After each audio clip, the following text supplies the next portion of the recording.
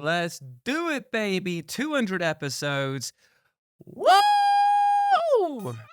Hello there, you little demons. Jules here for WhatCulture.com, back again with another episode of the awesomely named and awfully hosted Choose Your Own Adventure, the weekly medieval theme format where I, the crown jewels of WhatCulture.com, take a list chosen by you.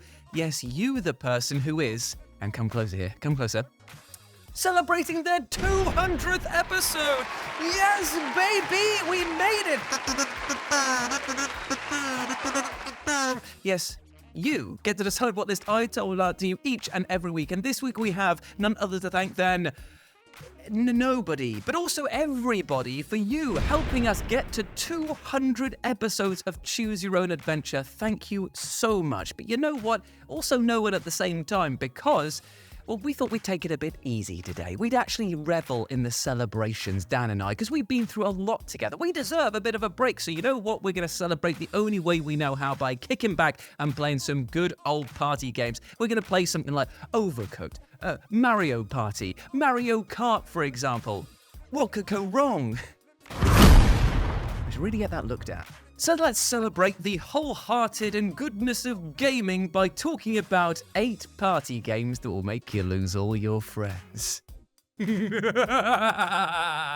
Number 8, Mario Party. So this is the thing, we have to start this list by talking about Mario Party, and I could really just shake my fist angrily at a PNG of Luigi and actually just be done with this entry, because we all know, we've all been through it, we've all had our friends, our supposed best friends, sitting on the couch and going, what fun, what japes, what a shame, I've just stolen all your f***ing stars, you prick. Now, a Mario-themed board game seems pretty harmless enough, but even accepting how most of the minigames split the difference between being luck and skill-based, well, that can all amount to a hill of beans by game's end. Because as anyone who's played a Mario Party game will know, it's quite possible to crater from first place to last in the final round of the game, all because one of your rivals got the opportunity to steal some of your precious shiny stars. The sheer randomness of this feels almost callous in how eagerly it disregards player performance throughout the entire game, ensuring that winners and losers feel decided largely on a whim. And you know what makes it even worse is when that person who's just stolen all of your stars sits there and just goes, oh, GG lads, GG, oh, that was really, really fun, do you want to go again? No, surprisingly I don't. I don't fancy having my entire life decided by the roll of a dice. Even though I do play a lot of Warhammer, and that is exactly what I do for fun. Not this time, Steve! And this is the thing, I well know that physical board games can fracture relationships. I mean, just look at the entirety of Live and Let's Dice, which is the channel that I run outside of What Culture, plug, blah, blah, blah, blah, blah, blah, blah. Mario Party definitely seems intent on telling players young and old that their hard work means nothing on a cosmic scale and can all be torn asunder at a moment's notice. What a great message, put that on the box art.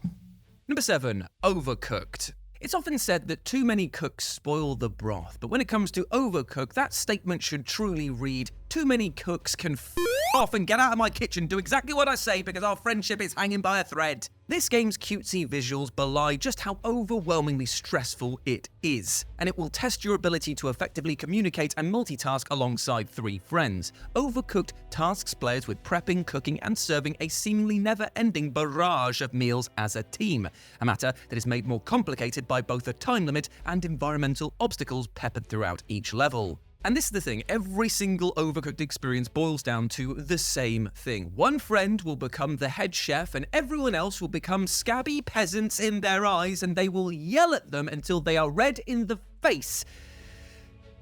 It's a nightmare. It is a nightmare because you don't like being that head chef. You don't like yelling at your friends because, yes, you have made them cry. But unfortunately, those tears have just oversalted the dish, and I will not have that in my kitchen, Steve. It also sucks to be Steve as well, apparently. It is a game literally designed to test friendships amidst all of the swearing, sweaty heat of a kitchen's flame, and one that might well leave you questioning just how useful your comrades would be in an actual emergency. Yeah, that one definitely rings true, because I remember playing this with my younger brothers. There was multiple fires in the kitchen. At no point did they just think to go and grab the fire extinguisher. It's like, this is worrying.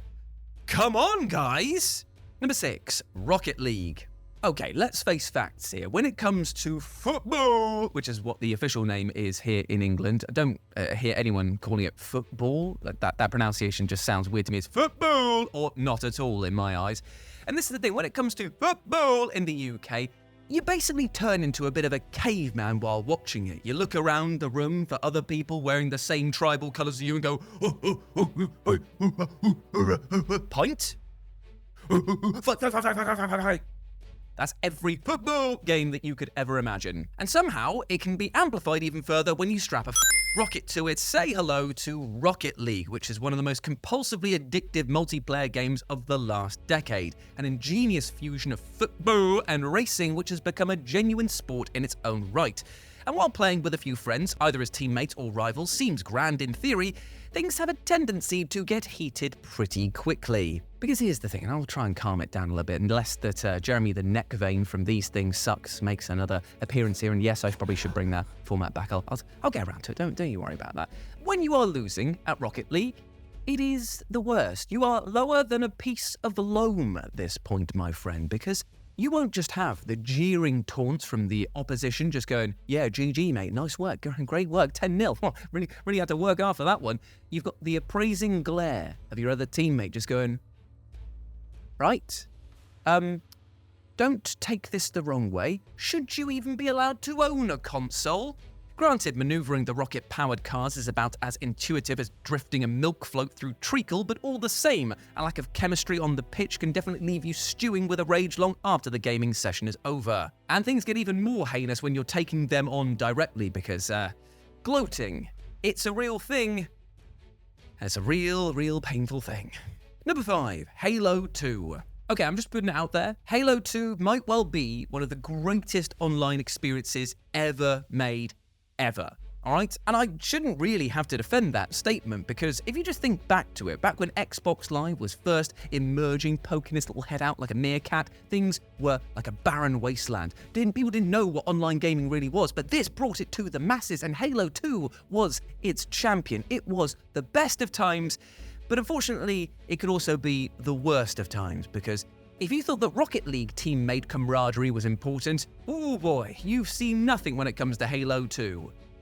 There be swearing, friends. There be a lot of swearing. And it didn't just come from the online portion of the game, it came from trying to complete the infamously tough Legendary campaign mode. Because Legendary is, of course, the series' highest difficulty setting in which enemies are harder, smarter, and more numerous, guaranteeing that gung-ho players will be made short work of. And here's the thing, it allowed you to do this in co-op mode, and as you can imagine, if you're not all on the exact same wavelength, then you are going to find the weak link and find it hard, brother. And it's going to be the person who charges out into the open thinking they can take on 3 elites with just a pistol and some barbarous taunts. It's not gonna happen at all.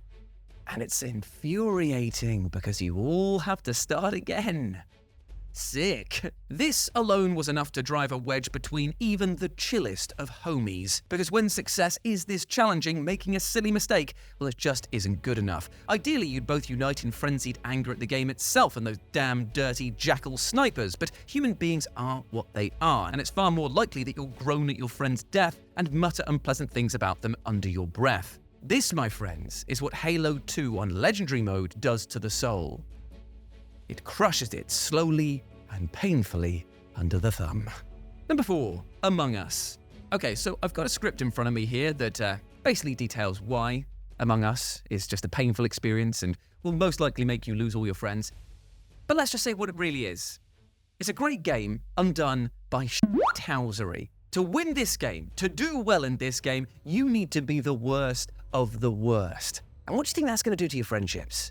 Ruin them. I've played many a game here where I've been screaming at somebody, telling them that they are the traitor, whilst being the traitor. And it feels good, but it shouldn't, because those bridges, they were burned.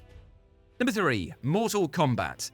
Now, once upon a time, Mortal Kombat was forbidden fruit to an entire generation of young gamers, a fighting game that neither parents nor the media wanted them to play, and so, of course, they absolutely had to. But rallying a few friends to play Mortal Kombat typically led to frustration, because in addition to the owner of the game having swatted up on all the deadliest combos, there's always that one person who just picks Liu Kang and spams flying kicks ad nauseum.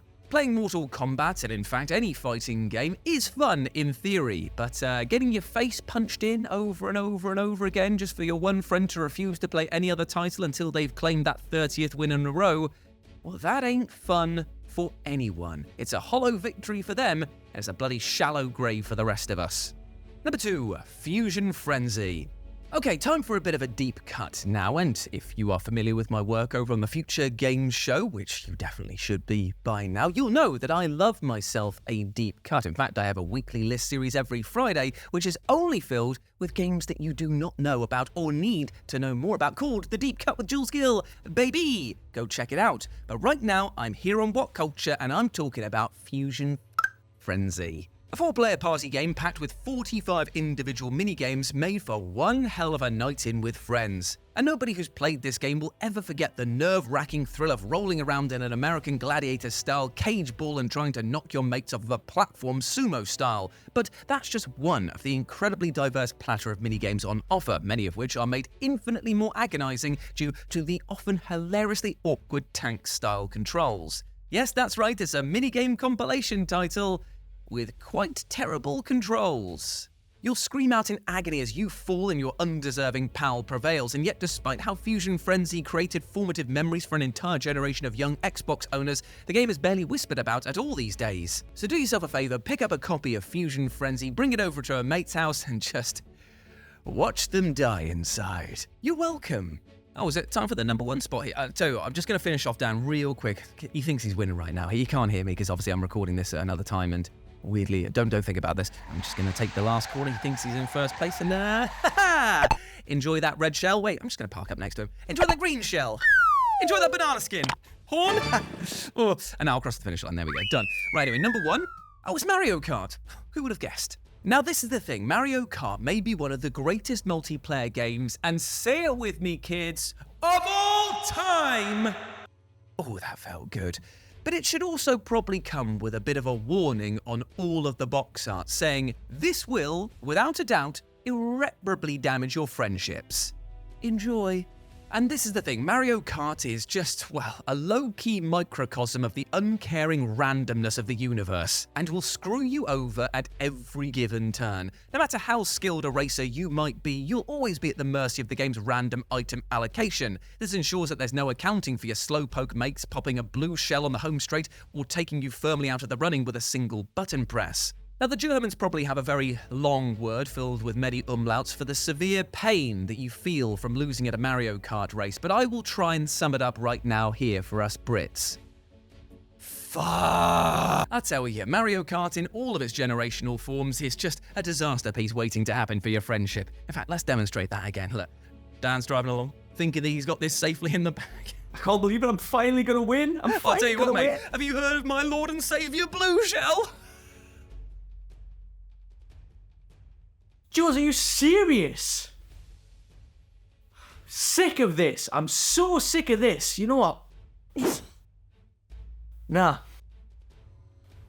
Hey, whoa, Dan, come on, man. It's just a game. Chill out, dude. Dan? Dan? Hello? Is he actually gone?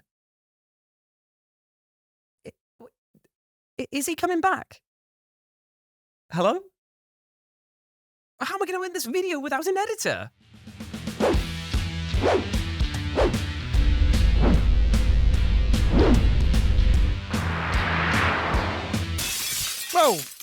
Whoa. Okay, wait, is that sad, bald crying I can hear? Oh, thank God, Si, please, take the reins, please. Just edit me an ending for this video, please. Sure, fine. I mean, it is sigh time you got a new editor.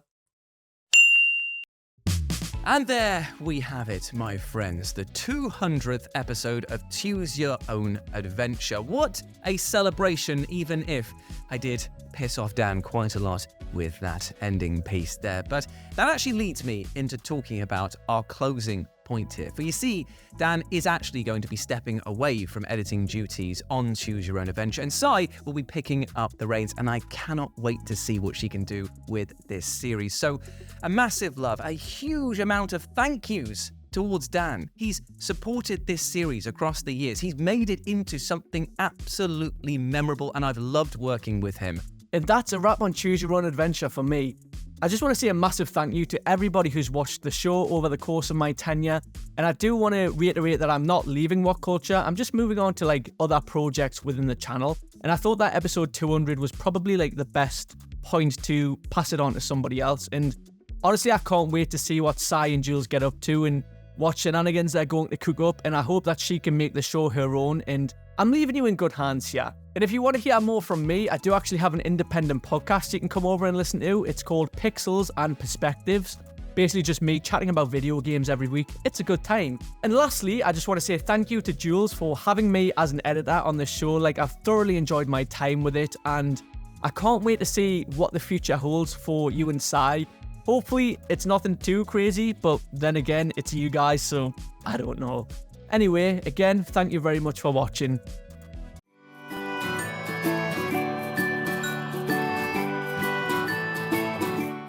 I wish you the best, buddy, even though I know that you're still working. It's not like you're leaving, but it's still, thank you so much for everything that you've done. And Sai, let's make this an absolutely amazing series from continued strength into better futures, my friend. Let's do this.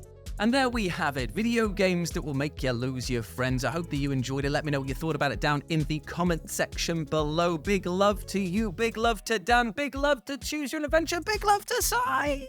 It's all just a big love fest, my friend. So I hope that you treat yourself well with love and respect, because you deserve the bloody best. And do not let anything or anyone else tell you otherwise. You are a massive ledge and you deserve the best, all right? Now go out there and smash it. I believe in you. As always, I've been Jules. You have been awesome. Never forget that. And I'll speak to you soon. Bye.